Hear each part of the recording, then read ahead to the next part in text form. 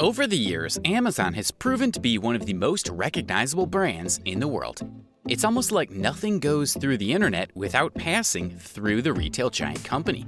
It's almost hard to imagine that a company like that would grow this much within a few years.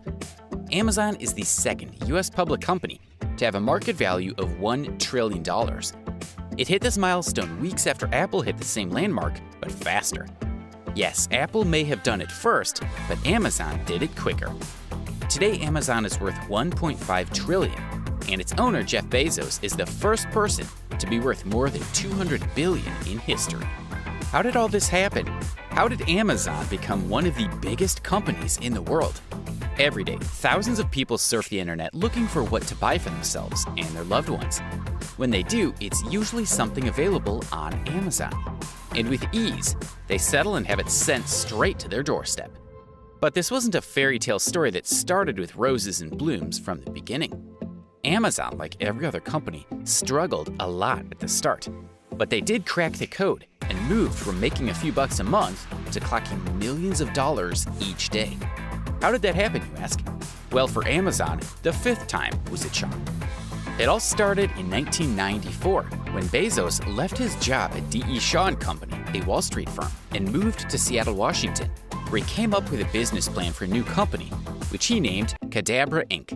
It didn't take long for Bezos to discard the name after his lawyer misheard the name as cadaver over the phone. No one wants a business that sounds like a rotting corpse. It had to go. By September 1994, Bezos played around with a different name idea for his new company, and at some point almost settled for the name Relentless. That one too didn't see the light of day, mostly because his friends told him that the name sounded sinister. Although Bezos still has his own Relentless domain. It now redirects to the current website. Eventually, Bezos settled on the name Amazon, an authoritative name that got its inspiration after the largest river basin in the world. Jeff Bezos also claimed that the reference to the Amazon represented his vision of making the company the biggest in the world. And then Amazon launched. When it did, it presented itself as the largest bookstore in the world. Even the tagline was Earth's biggest bookstore. Bezos himself once told a reporter that there's nothing about the Amazon model that couldn't be copied, but that doesn't have to be a bad thing. After all, McDonald's was copied, but it's still a multi-million-dollar company. The brand makes all the difference. From then, it was clear that Amazon brand would be one of the greats.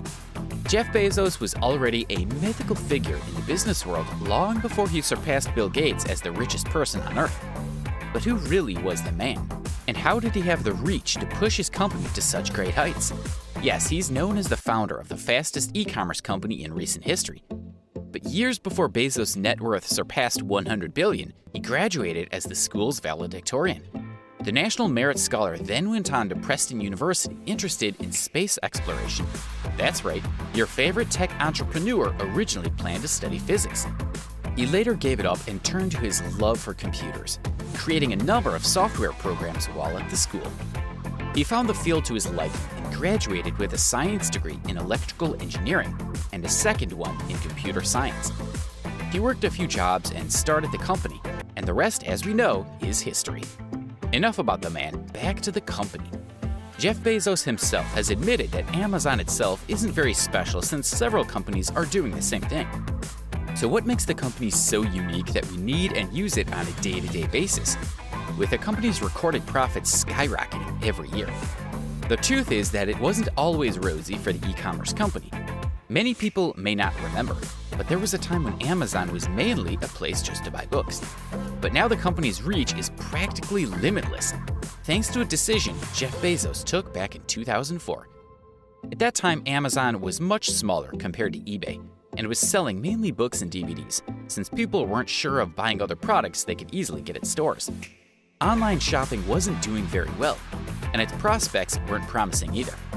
Now we get a lot of satisfaction from shopping online, but people just didn't like it as much back then. Most people didn't get the hang of it, and the ones that did weren't particularly keen on paying and then waiting for weeks before the order arrived. What would you do? Place an order online, wait for a week to get your order, and pay while waiting, or you can just walk into a local store, pay for the same thing, and walk out with it in hand. No extra cost. Amazon faced this dilemma, which made them introduce Prime membership, a paid plan that allowed subscribers for $79 a year to enjoy free 2-day shipping. Thanks for watching. Leave the comment down below and let us know what you think about Amazon. Don't forget to subscribe for new and upcoming episodes.